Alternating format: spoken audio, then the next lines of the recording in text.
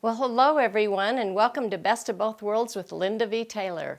Today, let's play paper dolls.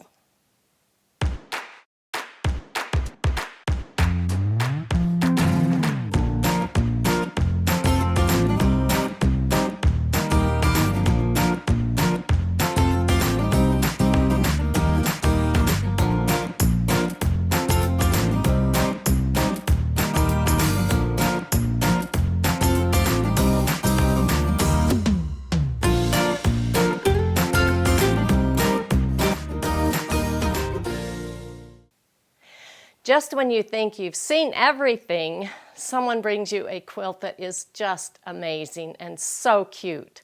Can't wait for you to see what I did on this quilt, so let's get started. The first thing I do on any custom quilt is stitch in the ditch between the borders if I'm going to treat them separately, and also around each of the blocks or around the applique of the quilt. And at the same time, I like to get the outer border in so that I don't have extra fullness in that border at the end. So we do that first. So I put, with my text, I put "Let's Play" at the top and then paper dolls. This is definitely a one-way quilt. And then I found this cute pattern, Little Boys and Girls, on the Gamel site. And so they looked like paper dolls to me, and oh, it is so cute on the quilt. Then I pulled in some frames that I thought were really cute, but I found out as I put the frames in, the paper doll pieces had hats and jump ropes and things, so they weren't really like centered like I wanted them to. The only one of those that I ended up using was this one, and it's just a little slip right in the middle, and so I was able to use that one. So the rest are going to be freehand. Oh no, I did use one more. Let me see. There it is. There it is. This was a very thin. Both of these were more thin, so they didn't come into the square as far. So I used both of these. They're separate patterns, but they worked out really good on one of the blocks. This one, in fact.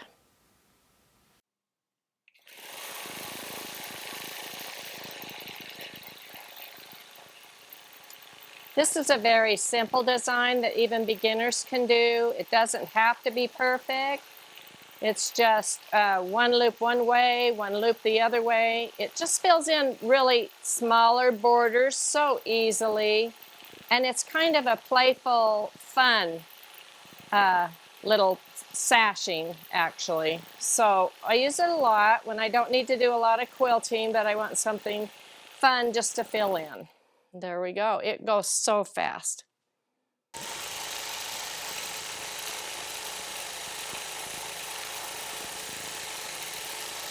When I looked at this little block, I realized it's so patriotic. I thought, well, perfect thing to do here is stars and loops. So let's just fill this in with stars and loops.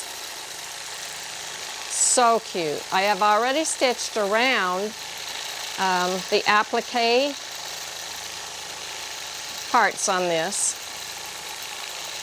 This was the cutest little quilt. It was done by my friend Vanette, and she said it was one of the very first quilts that she ever did, and she's finally getting it quilted, but she said it was her early work, and I just think it's so adorable.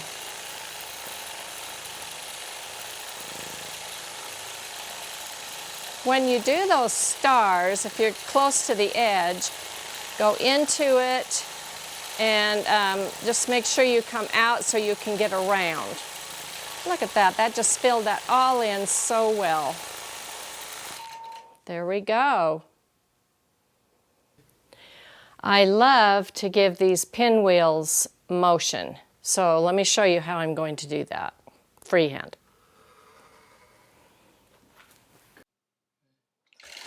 I am sewing in constant. I'm going to come all the way around. Keep going.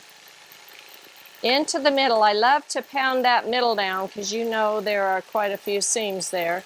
And by starting there, I can come right over into the next one.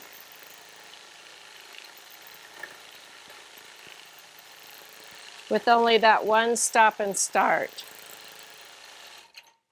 In fact, I can just go over here and I'm ready to start into the next block. Sometimes I look at the fabric or the applique when I come up with my freehand designs, and this one has little flowers and it also has like little ribbons, so I decided to do a cross hatching with those little ribbons. So let me show you how I'm going to do that, and it's not straight. You have to do curvy. So, and I'm in regulated for this, so I'm doing kind of curvy up to here, and then I'm going to come back kind of close, and if I cross, it's okay because it will just look like a ribbon. And I'm going to do all of the ones that way first, so I know I can't go across the dress, so we'll do curvy and 2.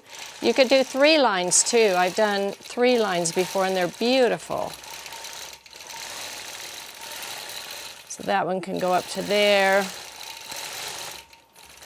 come over, and this one can go all the way up. Make sure to make it curvy.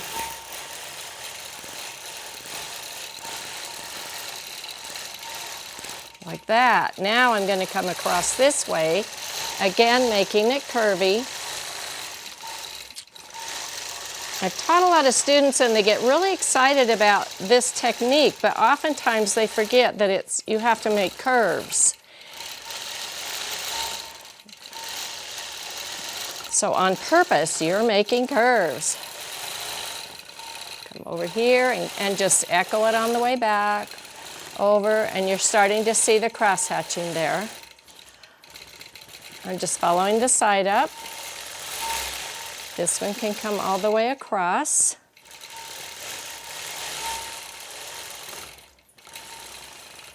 And this one will go all the way across. And we can complete the ones in the areas in between.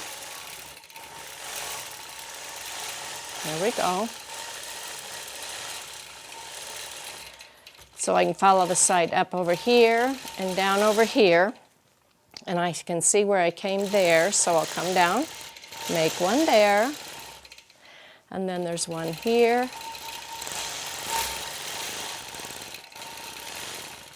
While I'm here, I'm going to come across right there.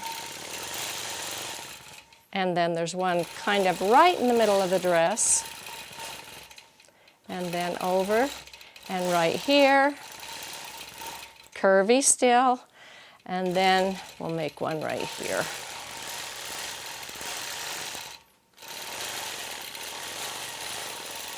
And then follow this over, come down, and I can see it came right there. I know you can't see the thread color very well, but when we hang this up and show it to you at the end, you will really see what an effect this has. You don't have to mark anything. Again, it doesn't have to be perfect, it's freehand, but that is awesome.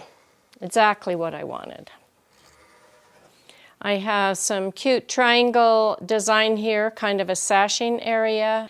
And I have just some blocks in a row up here, and I decided, even though those would be easy for me to do freehand, I thought, well, I'm going to put a computerized design in each one. So I just have to bring my machine over and draw my boundary on each of these so quickly, easily. And I can come down here. Get them all done at the same time. Now we'll go over to the computer and I'll put my designs in. I like these 2 little designs, sort of this triangular cross hatching here, and I like the circles. So I think I will put the circles in here, get them small enough. I know there's 4 squares, so if I just get them in here like that, I should be really in good shape. There we go.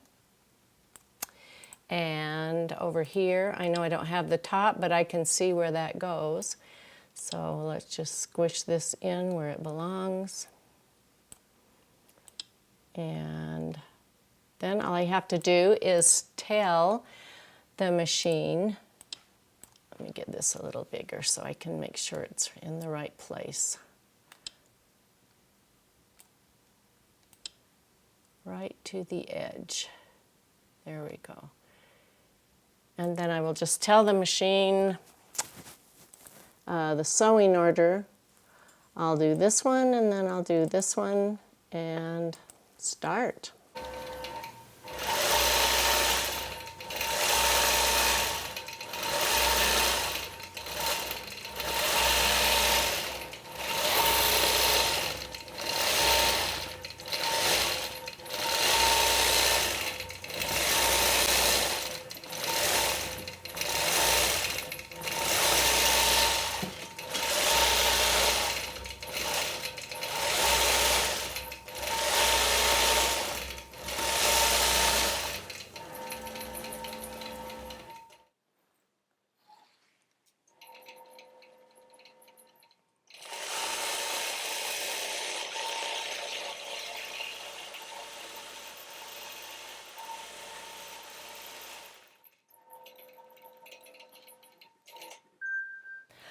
Those designs will really show up again when the light hits it just right. The thread is kind of disappearing into the quilt. It's a light pink thread that I have on the top because I have pink minky on the back. There were several blocks like this that had the rickrack in them, and so what I did was just echo the rickrack like this. And this one isn't as centered as some of the other ones were, so on this side I'll do 2 rows. I love it. And on one of them I actually went across the rickrack, like she has already stitched it down. But then I decided I think it's better just let the rickrack kind of stand out from the quilt.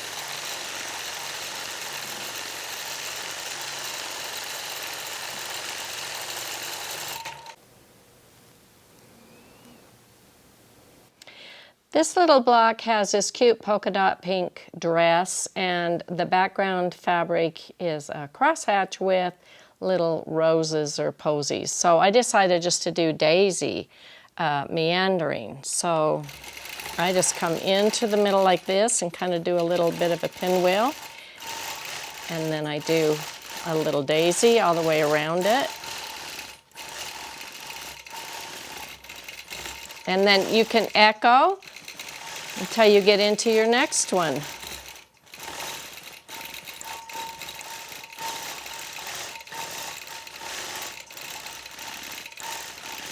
So it's just one daisy after another.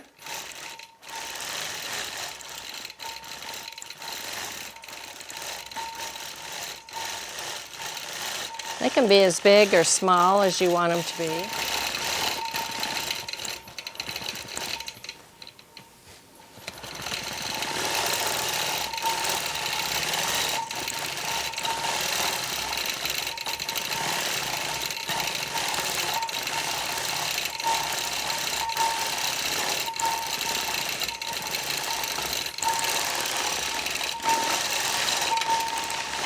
And this block, this jump rope, was very inspiring to me, so I thought of a puzzle background. And I've started some of this. I'm going to complete it for you, but I just wanted you to know how easy they are to do. I first of all just came across like this.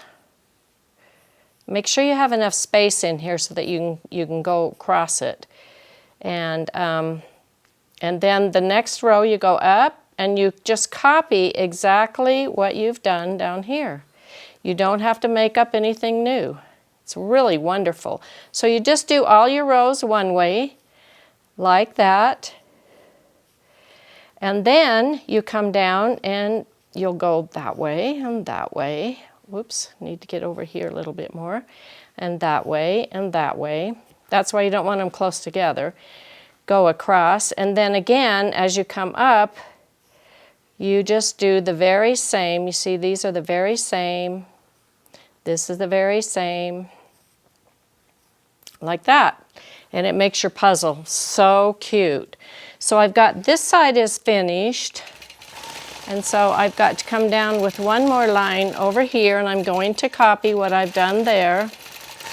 Come down here like this, and over this way, over this way, over this way, that way.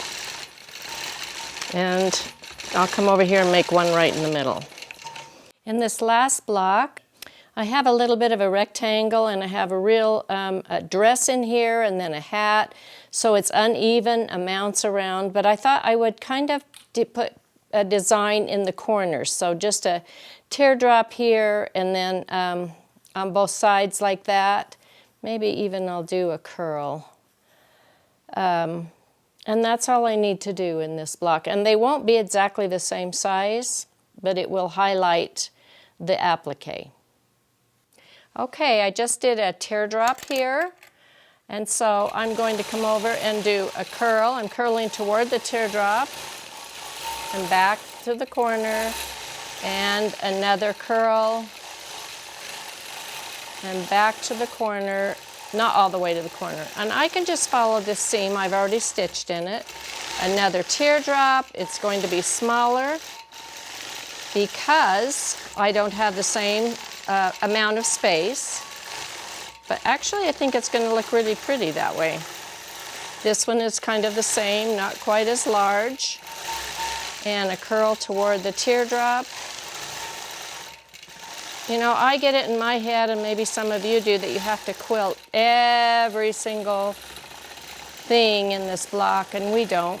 So I'll come out. Really have to watch that button. Teardrop. And curl, sorry. And another curl. And I think that's going to be perfect for that block. This last block is kind of different than the rest because I needed to change thread. I don't want it to, the pink thread to just pop out so much and distract from the paper doll. What I'm going to do is start down here with a little feather, and then I will continue that feather all the way up to the middle, and I'll either stop there or I'll follow a line back down so that I can do it on the other side.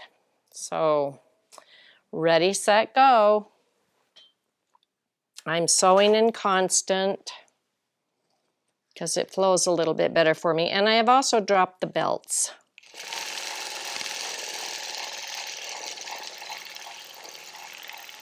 So that was the long arm feather. Now I'm doing more of the formal feather, and I'm coming clear over to the paper doll each time, so I have to be really careful. I'm planting a little feather right there too as I come up, and I'll make sure I do that on the other side.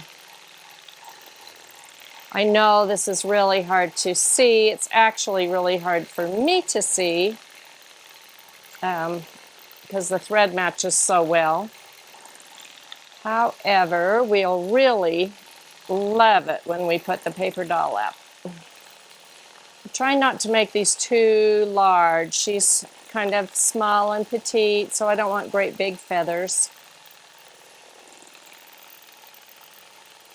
And these, I'm going to come halfway and just make a couple little feathers here in the corner. And I do think I will stop there, come back down here, and do the other side. We turn the light on now to see if you can see it a little bit better. So I did a couple of just long arm feathers to get started with, and now I'm coming back with the formal feather. A little feather there in the corner, and then just bringing these feathers over to the paper doll. I have to be really careful, of course, not to get onto the paper doll, because that would really, really show. And this a sand moves so well without the belts on. It is just an incredible machine. And that's one of the things I really love about it. Over to the center there, and a little feather right there. And we are finished with this quilt, so let's hang it up and let's look at all of the blocks and in a better light so you can see the designs. So exciting.